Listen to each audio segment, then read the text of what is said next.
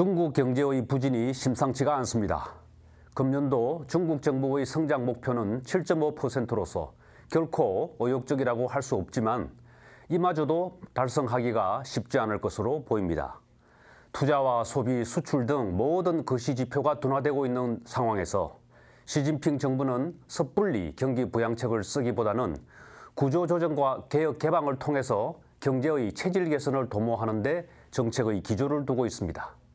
개혁을 주도하고 있는 리거창 총리는 중국 경제가 안고 있는 구조적 문제점들을 시정하지 않고는 지속 가능한 성장이 불가능하다고 판단하고 있습니다.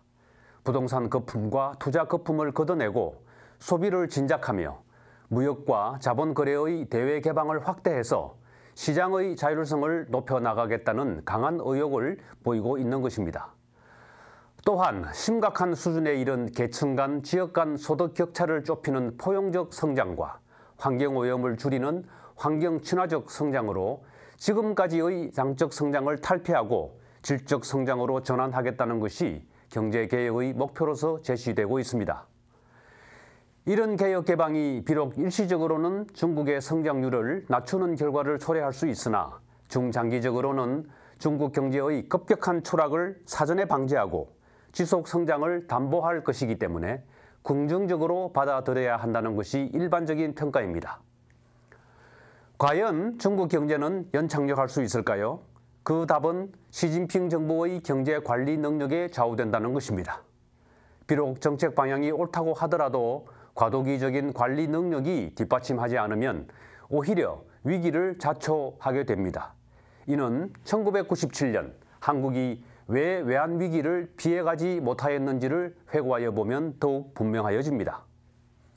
한국의 외환위기는 외부 충격과 국내적인 취약점의 상호작용의 결과이었지만 당시 정책 당국자들의 위기 예방 능력은 낙제점이었습니다.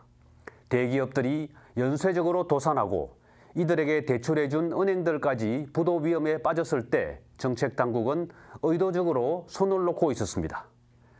과거 정부 주도 관치금융을 파괴하고 시장 주도 경제로 이행해야 한다는 당위론에 함몰되어서 대기업과 은행의 부도도 묵인하겠다는 태도를 취하였습니다. 불안해진 외국 채권자들과 투자자들은 경쟁적으로 자금을 회수하기 시작하여 외환 부족 사태가 발생하였던 것입니다. 시장 경제력의 이행이라는 방향 설정은 타당하였으나 시장의 현실에 대한 몰이해가 그릇된 정책 수단을 선택하게 하였습니다. 최근 중국의 몇몇 대기업에서도 회사채의 부도 사태가 발생하였으나 중국 정부는 별다른 개입을 하지 아니하였고 지방에 소재한 은행에서는 예금자들의 뱅크런이 있었다는 보도도 있었습니다. 국내외 투자자들에게 리스크를 인식시키려는 의도가 숨어 있다는 관측도 있습니다. 그러나 앞으로도 이러한 방관적 입장을 되풀이하는 것은 바람직하지 않습니다. 현재 중국 경제가 안고 있는 주요한 불안 요인인 그림자 금융은 성격상 그 규모를 파악하기가 어렵지만 그림자 금융 대출의 상당 부분이 부실 기업으로 흘러간 점을 감안하면 앞으로도 부도 위험에 노출되는 기업들이 계속해서 나올 것입니다.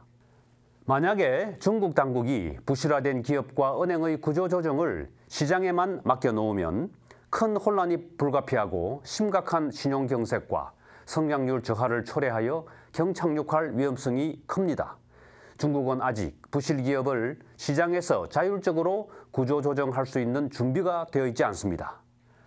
중국 정부는 한국이 1997년 외환위기 이전에 저질렀던 방관적 실수를 하지 말고 정부를 비롯한 이해 당사자들이 공동으로 협의하여 질 수 있는 구조조정이 이루어지도록 해야 할 것입니다.